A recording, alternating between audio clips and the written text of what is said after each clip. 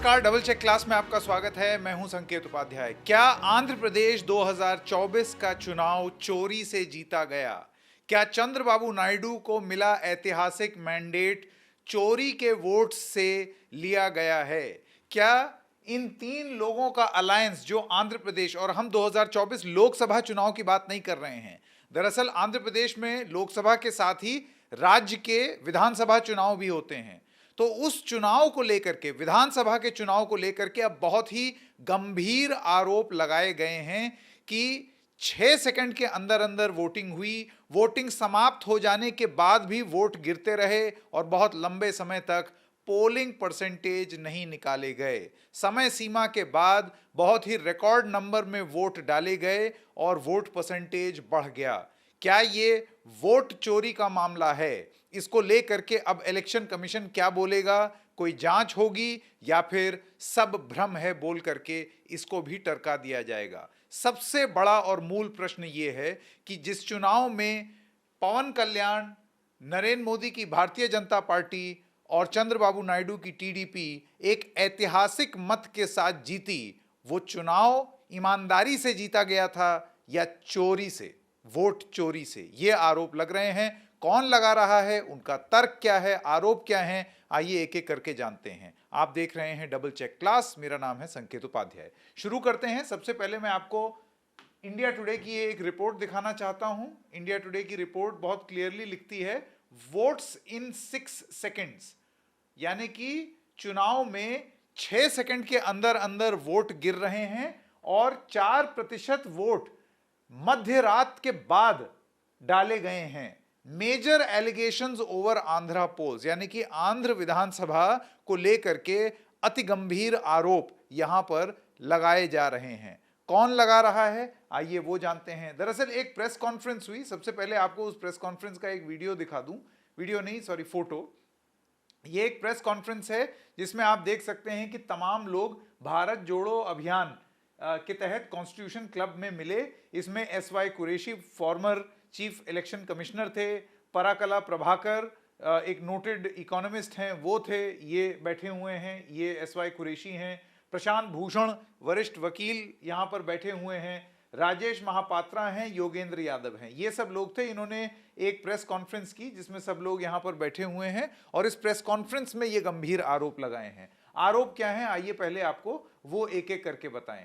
तो ये ऐश्वर्या पालीवाल जी की एक खबर है उसी प्रेस कॉन्फ्रेंस पर, जिसमें लिखा हुआ है कि nearly 17 lakh votes after midnight, यानी कि 17 लाख वोट रात में 12 बजे के बाद पंजीकृत हुए बताए जाते हैं।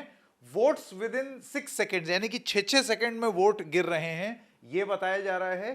These were some of the unusual voting patterns. तो इस प्रेस कॉन्फ्रेंस में यह बोला गया कि यह बहुत ही अनयूजुअल है, ये समझ के परे है, ये आम तौर पर ऐसे होता नहीं है। और उसका तर्क भी इसमें आगे है, मैं बताता हूं।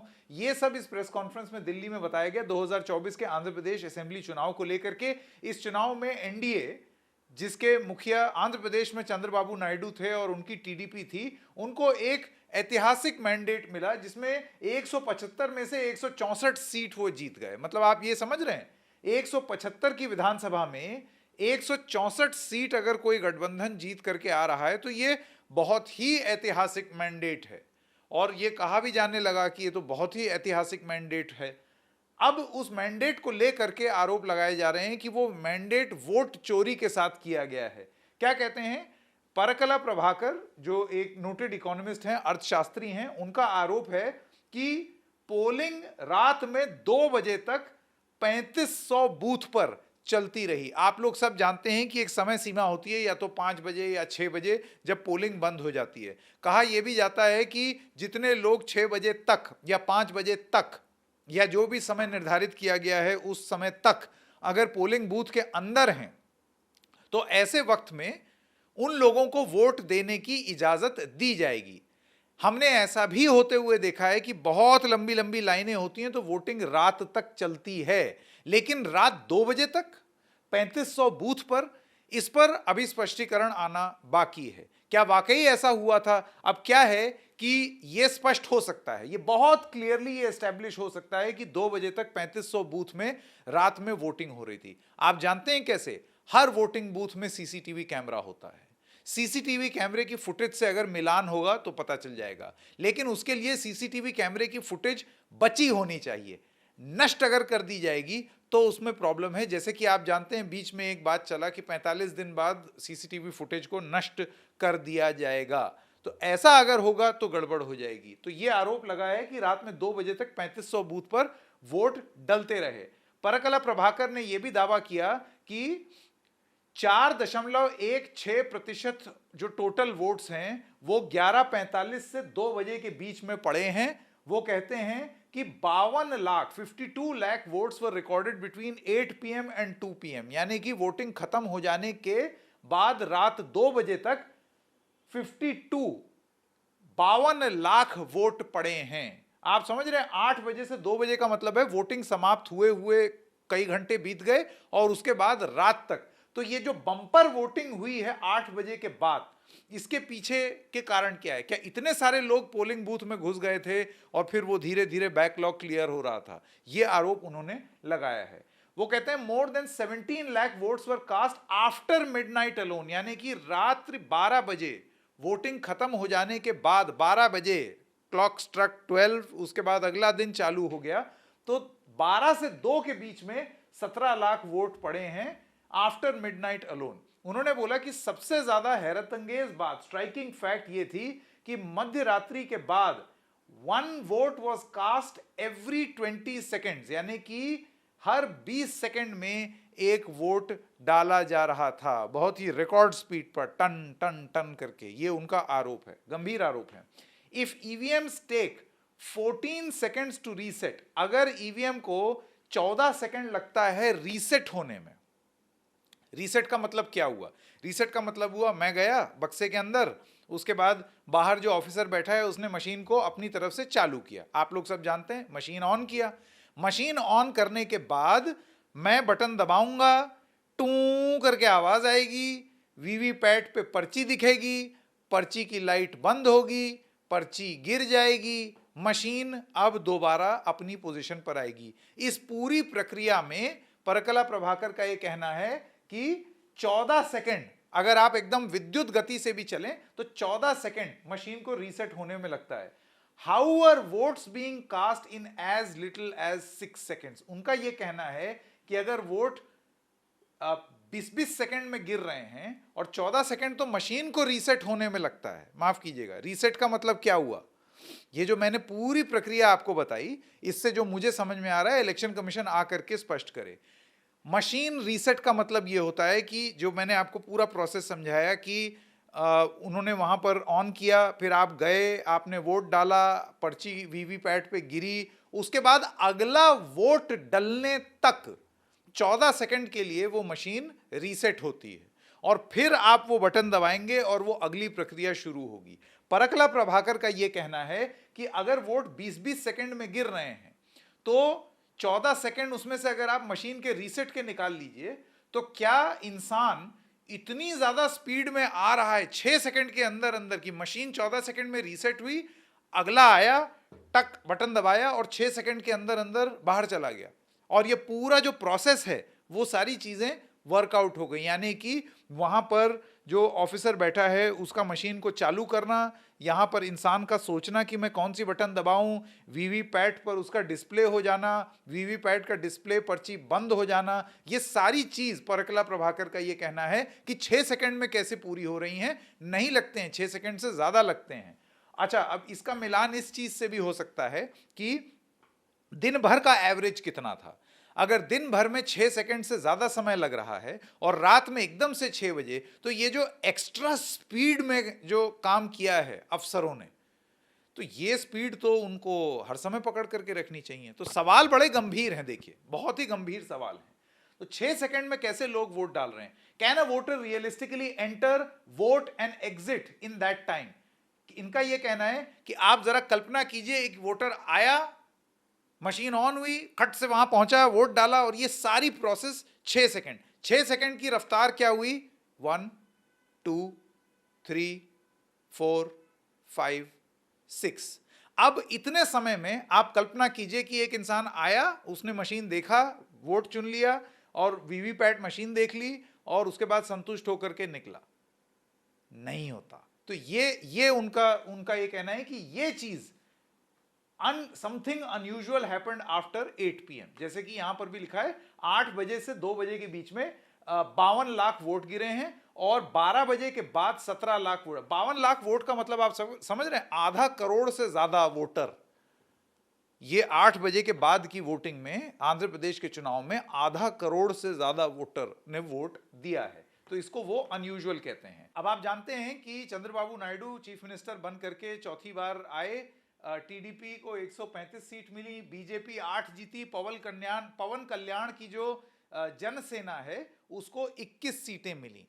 और इसी सब के बीच में अब आरोप लग रहे हैं कि ये किस तरीके से हो पाया है, ये मुमकिन कैसे हो पाया है। जैसे कि मैंने आपको बताया, ये वो लोग हैं जिन्होंने ये आरोप लगाए। इस प्रेस कॉन्फ्रेंस में क्योंकि और भी लोग थे तो उनका क्या क्या कहना है आपको वो बताते हैं। आफ्टर पोलिंग एंडेड, अब इलेक्शन कमीशन ने क्या बोला है पहले वो जान लीजिए। आफ्टर पोलिंग एंडेड 2024 में, after polling ended on 13 May 2024 at 5 PM, यानी कि 5 बजे चुनाव खत्म हो गए थे 13 मई 2024 को। आंध्र प्रदेश के जो इलेक्टोरल ऑफिसर हैं उन्होंने मीडिया को बताया कि 68.04% टोटल वोट अब तक पड़े हैं। इलेक्शन कमीशन ने एक प्रेस रिलीज जारी की 8 बजे, जिसमें उन्होंने बोला कि अब वोटर टर्नआउट 68.12% है। रात में 11:45 यानी कि 11:45 इलेक्शन कमीशन ने वोटर परसेंटेज को रिवाइज कर दिया 76.50। फाइनली जब वोटर टर्नआउट आया, जो 4 दिन बाद आया, 4 दिन बाद, उसमें वोटर परसेंटेज 81.79% हो गई, यानी कि 68.04 से बढ़कर 81.79 हो गई। तो इतना जंप 4 दिन बाद जो टैबुलेशन हुआ है उसको लेकर के भी अब सवाल पूछे जा रहे हैं। इलेक्शन कमीशन ऑफ इंडिया के सूत्र को कोट करते हुए ये रिपोर्ट ऐश्वर्या पालीवाल जी की, वो कहती है, उनके सूत्र ईसीआई में वो कहते हैं, none of the remedies available to parties in case of discrepancies was explored and stress that bringing up such data after 2 years was unconstitutional. यानी कि इलेक्शन कमीशन का यह मानना है कि आपके पास 2 साल थे, 2 साल में इलेक्शन कमीशन के पास आ करके और ये सारे दस्तावेज आप प्रस्तुत कर सकते थे, बता सकते थे, वो तो किसी ने किया नहीं। कॉन्स्टिट्यूशन क्लब में कुछ चंद लोग बैठ करके प्रेस कॉन्फ्रेंस कर रहे हैं और एक संवैधानिक संस्थान के बारे में ये सारी चीजें बोल रहे हैं 2 साल बाद। ये असंवैधानिक है। कानून बड़ा स्पष्ट है। अगर किसी कैंडिडेट और पार्टी को यह लगता है कि उनके साथ नाइंसाफी हुई है या कोई अनियमितता हुई है तो वो अपील दायर कर सकते हैं, कोर्ट में जा सकते हैं, यह भी एक विकल्प है। लेकिन इनमें से किसी भी विकल्प को 2 साल तक कुछ भी नहीं किया गया। अब 2 साल बाद इस मामले को सामने लाना यह असंवैधानिक है। ये इस रिपोर्ट में इलेक्शन कमीशन ऑफ इंडिया के हवाले से ये सूत्र के आधार पर बताया गया है। देखिए, सीधी सी बात है, आरोप इतने गंभीर हैं, ये सूत्र नहीं खेलना चाहिए ऐसे मुद्दे पर। ऐसे मुद्दे पर स्पष्ट प्रेस कॉन्फ्रेंस होनी चाहिए। ऐसे मुद्दे पर यह साफ साफ बताना चाहिए कि ये जो आरोप लगाए जा रहे हैं किस हिसाब से लगाए जा रहे हैं। इनसे तथ्य ले लेने चाहिए, चाहे वो 2 साल बाद हो, 5 साल बाद हो। अगर कोई इलेक्शन की प्रोसेस पर अगर कोई सवाल उठा रहा है और उनके पास कोई नए दस्तावेज सामने आए हैं तो ये बोलना कि 2 साल तक चुप क्यों थे, ये मुझे नहीं लगता कोई बहुत वैलिड बात है। फर्ज कीजिए आज एक किसी पुराने इलेक्शन के बारे में, कुछ फ्रॉड के बारे में पता चले तो क्या उसके बारे में बात ना हो? मिसाल के तौर पर यूपीए के जमाने का अगर कोई फ्रॉड पता चल जाए कि उस समय कोई फ्रॉड हुआ था, इलेक्टोरल प्रैक्टिस, मैल प्रैक्टिस हुई थी, तो क्या उसके बारे में आज की डेट में बात नहीं होनी? यहां तो हम नेहरू की बात आज की डेट में कर रहे हैं, तो ये 2 साल क्या है? तो 70 साल हम लोग रिवाइंड हो रहे हैं। 2 साल रिवाइंड होने में क्या है? ये सबसे बड़ी बात। Lack of transparency. Press conference में प्रशांत भूषण का यह कहना है कि पारदर्शिता इलेक्शन प्रोसेस में बिल्कुल नहीं है। भूषण कहते हैं कि फॉर्म 17C जो यह बताता है कि एक पोलिंग बूथ पर कितने वोट पड़े हैं, वो पब्लिक डोमेन में नहीं लाया गया है। अच्छा, आप जानते हैं इलेक्शन कमीशन में ये चीज बहुत क्लियरली बता दी गई है कि अगर किसी कैंडिडेट को अगर ये डेटा चाहिए तो उसको दे दिया जाएगा, जिसको लेकर के खासा विवाद हो रहा है, क्योंकि बहुत सारे लोगों का ये मानना है कि जब चुनाव जनता के लिए हो रहा है, जनता का चुनाव है, तो फिर सिर्फ कैंडिडेट को ये जानकारी क्यों दी जाए, सब आम जनमानस को क्यों ना दिया जाए, सारी जनता को क्यों ना दिया जाए। वो कहते हैं कि voter list release was not release in machine readable formats making independent verification difficult. वो ये कहते हैं कि आप वोटर लिस्ट को इस तरीके के फॉर्मेट में देते हैं कि उसको आप पढ़ ही नहीं सकते, वो इस तरीके के फॉर्मेट में होता है, इंडिपेंडेंट वेरिफिकेशन हो नहीं पड़ता। अच्छा, अब इसी चीज के बारे में इस रिपोर्ट के हिसाब से आप जानते हैं प्रेस कॉन्फ्रेंस राहुल गांधी ने भी किया, वो पोथा वोट चोरी वाला उन्होंने दिखाया था, तो ये उसी का एक एक्सटेंशन है जो आप यहां पर देख रहे हैं। अब भूषण ये कहते हैं कि ये रेजिस्टेंस टू ट्रांसपेरेंसी है, यानी कि आप पारदर्शिता के विरुद्ध काम कर रहे हैं। Public record of voters in the Q after polling hours, क्योंकि 52 लाख लोग अगर 8 बजे से 2 बजे सुबह तक अगर उन्होंने वोट दिया है, तो इसका public record, real time access to booth level data, ये सारी चीजें उपलब्ध होनी चाहिए ताकि मिलान हो जाए। 52 लाख लोग अगर वोट दे रहे हैं 3500 बूथ में, तो इनके इंफॉर्मेशन तो होगी ना, ये पता होगा कि ये लोग कौन हैं, ये भी पता होगा कि सीसीटीवी में इतनी लंबी लाइनें थी या नहीं थी। 52 लाख लोग हैं ना, छोटे मोटे लोग तो हैं नहीं, तो ये लोग कहाँ हैं, वो बूथ कहाँ थे, वहाँ पर ड्यूटीज बहुत लंबी लंबी लगी हुई होंगी, जो रात में 2 बजे जाकर के ख़त्म हुई होंगी।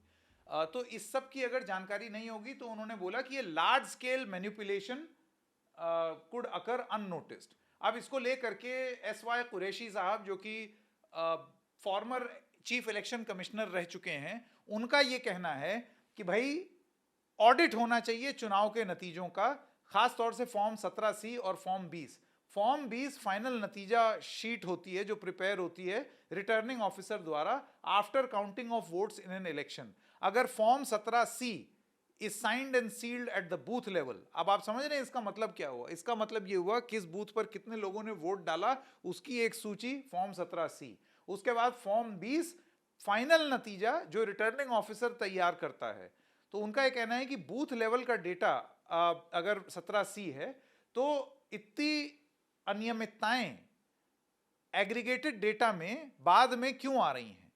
कुरैशी साहब, आप जानते हैं कि जिस तरीके से चुनाव हो रहे हैं उस पर बहुत मुखर होकर के बोलते हैं, और उनका ये कहना है, और ये बहुत बड़ा मुद्दा है, उनका ये कहना है कि भाई आप सेम डे, उसी दिन फाइनल वोटर लिस्ट क्यों नहीं रिलीज कर सकते कि कितने लोगों ने पोलिंग की, पोलिंग परसेंटेज जिसको कहा जाता है। इस रिपोर्ट में आपने देखा कहाँ तो वो अर्ली 60% में थी वोटर लिस्ट।